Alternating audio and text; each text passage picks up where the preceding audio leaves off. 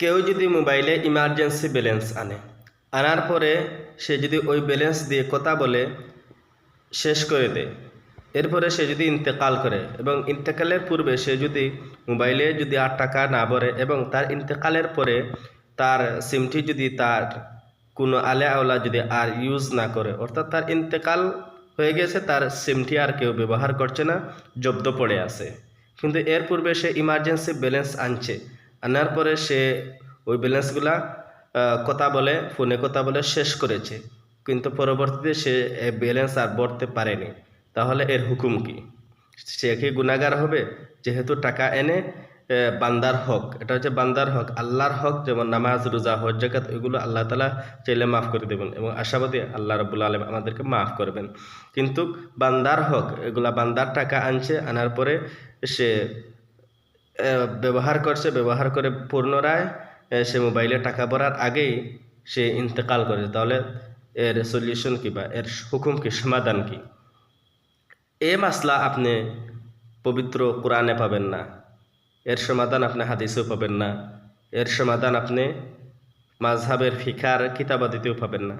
কারণ ফিকার কোরআন এবং হাদিসের নুসুসাতে তো পাবেনই না, বরঞ্চ ফিকার কিতাবাদিতেও পাবেন না। কেন পাবেন না? কারণ ফিকার কিতাবাদি যখন সংকলিত হয় তখন মোবাইল ছিল না, মোবাইল ফোনের ব্যবহার ছিল না। আজ থেকে প্রায় 50 বছর বললে ভুল হবে, 30 বছর পূর্ব থেকে মোবাইল শুরু হয়েছে, বা কিছু কম বেশি হবে, মোবাইল শুরু হয়েছে। যে যাই হোক, তাহলে এর সমাধান, সলিউশন কি? এর সমাধানে অন্য একটি মাসলা থেকে কিয়াস করতে হয়। যেমন ফজরের নামাজ, ধরেন জোহরের নামাজ, একজন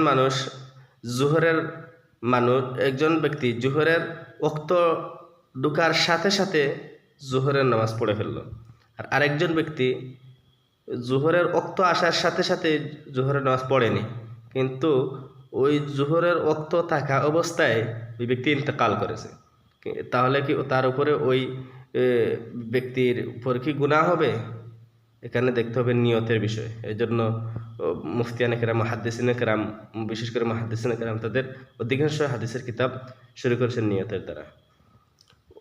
যে ব্যক্তি ইন্তেকাল করেছে ওক্তের ভিতরে, জোহরের ওক্তের ভিতরে, কিন্তু জোহরের নামাজ পড়ার সুযোগ পায়নি বা তার কর্মে ব্যস্ত ছিল, সে সুযোগ পায়নি, তাহলে সে কি গুনাহগার হবে?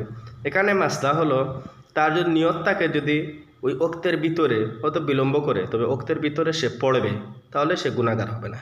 ঠিক তেমনিভাবে যে ব্যক্তি ইমার্জেন্সি ব্যালেন্স আনার পরে সে যদি নিয়ত করে, যদি আমি এই ব্যালেন্সটি টাকাটা ভরার পরে কম্পিউটার এই ইমার্জেন্সি ব্যালেন্স যে জায়গা থেকে এসেছে ওই জায়গায় আবার চলে যাবে, এর নিয়ত যদি থাকে, তাহলে গুনাহ হবে না। কারণ তার উদ্দেশ্য ঠিক আছে, ভরে দিবে, মোবাইলে টাকা ভরাবে, এরপরে টাকা আবার চলে যাবে, তার নিয়ত ছিল, ভালো ছিল, ভরে দিবে, কিন্তু সে ইন্তেকাল করেছে, কখন মরবে সে তো জানে না, তাহলে গুনাহগার হবে না।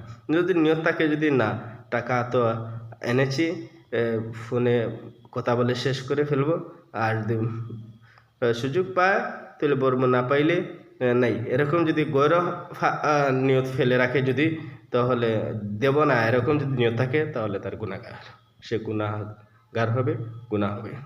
এটাই হলো মূল কথা।